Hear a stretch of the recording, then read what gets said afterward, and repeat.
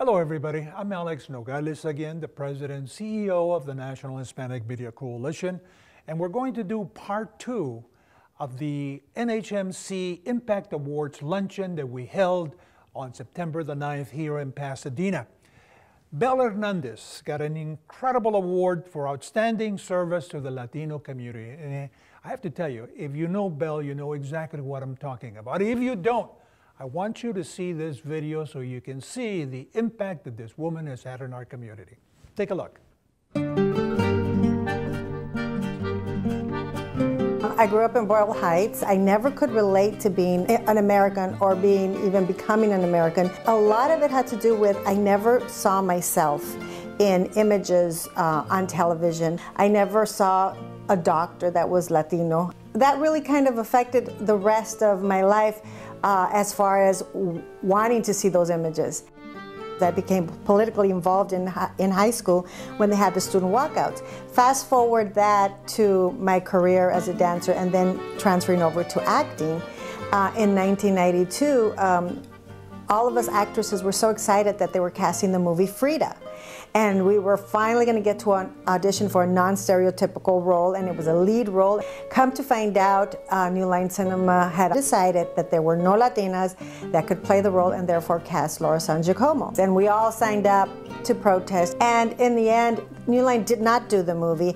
That was a real catalyst for me because I understood that we can affect change, and we had done it. It was a group of us who met during Zoot Suit. We were always very vocal about the fact that there were no Latinos roles that we could be proud of. And so we were always going to the unions. We were going to SAG, we were going to AFTRA, and we would get up and we would talk about the lack of roles and we would talk about the negative stereotypes that were being written. And they didn't seem to want to listen. After that, we said, we need to keep our issues out in the forefront because people don't understand what the issues are. People don't know what Latinos in the industry are going through. And we all decided to begin a newsletter, which ended up being Latin Heat. We started highlighting talent. And to me, that's how you make a talent. If you do not give them press, that people don't know about them. But we were able to reach Hollywood executives, and they're starting to look at Latinos in a different way. And out of that came an article, a special article in Hollywood Reporter where I brought together 6 people and we did a whole roundtable discussion about Latinos and the representation and the numbers and all that. This would never have happened had we not started Latin Heat.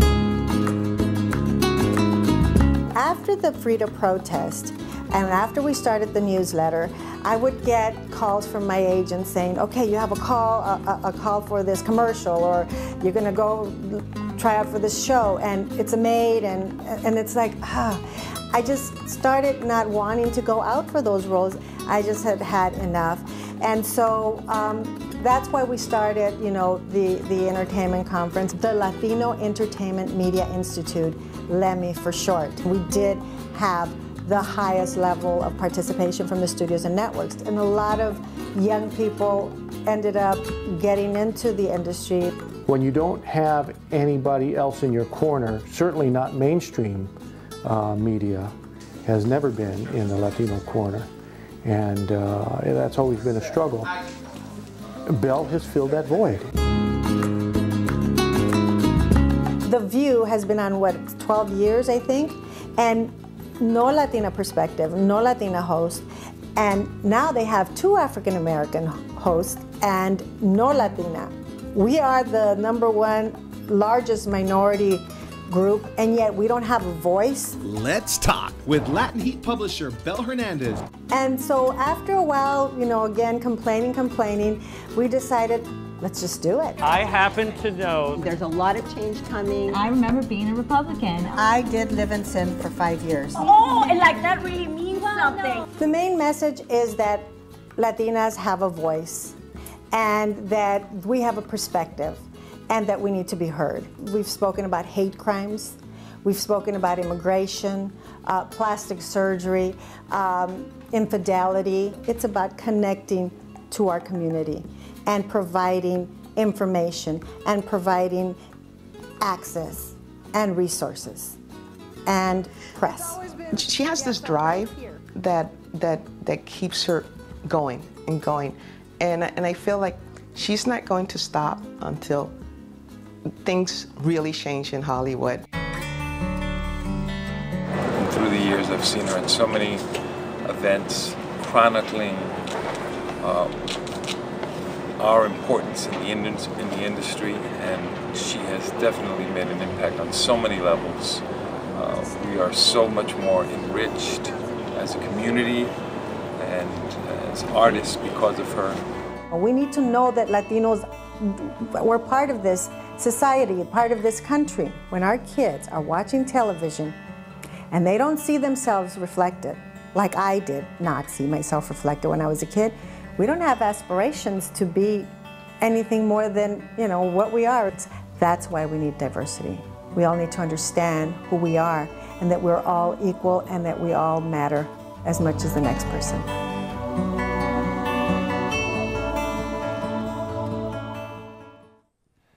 Belle Hernandez, outstanding service to the Latino community, very well-deserved award for the incredible work that she does. Lastly, we also honored a wonderful gentleman, someone who has been a general manager of television stations, who has been an anchor for several of his programs, and who is also a reporter. Jose Ronstadt, Lifetime Achievement in Television Broadcasting, and here is the reason why.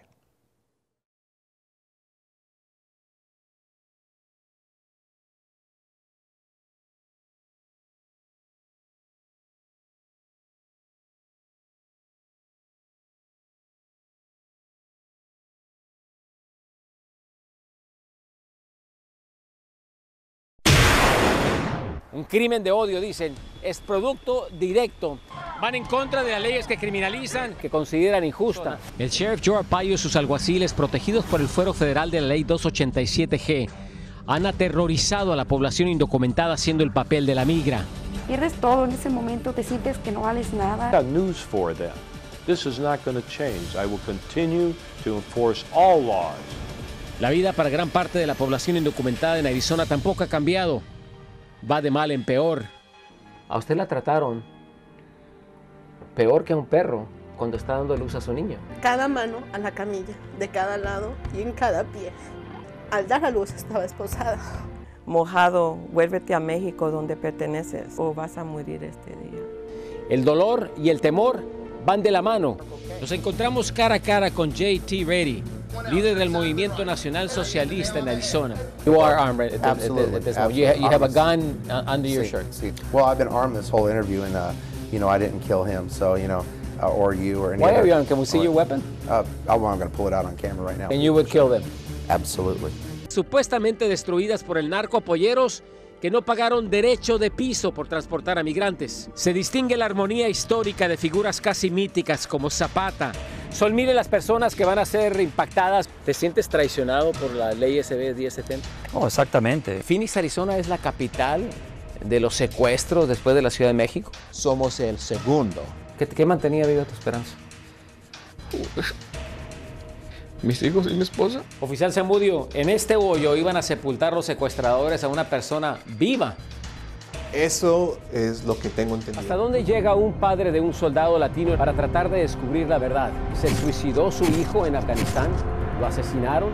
¿Descubrió algo sobre el uso del opio y la heroína? ¿Qué tanto es un espejo de la realidad mexicana? En gran medida es un espejo, toda novela es un espejo. Pueden ver movimiento por parte de la patrulla fronteriza. El grupo pasó por un sensor en la tierra. El apoyo aéreo apareció en cuestión de minutos. ¿Qué tan peligroso es para ustedes? Es muy peligroso porque la gente no puede vigilar las manos de cada uno.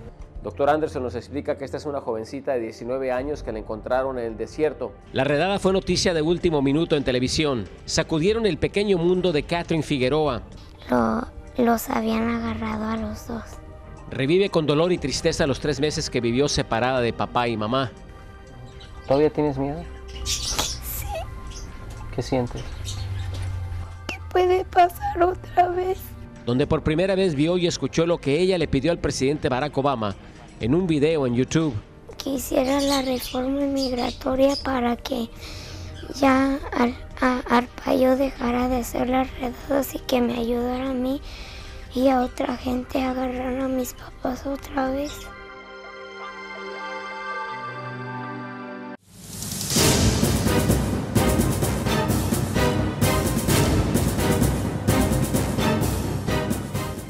Jose Ronstadt, one of the pillars of the broadcasting community, one that I'm sure you all agree is very worthy of the Impact Award that he received for outstanding lifetime achievement in television broadcast. We also saw Bel Hernandez, who received the outstanding service to the Latino community.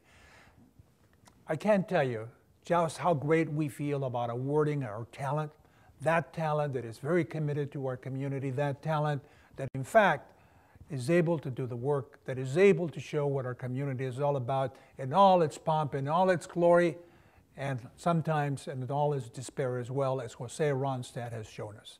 Until the next time, Alex Nogales, good day.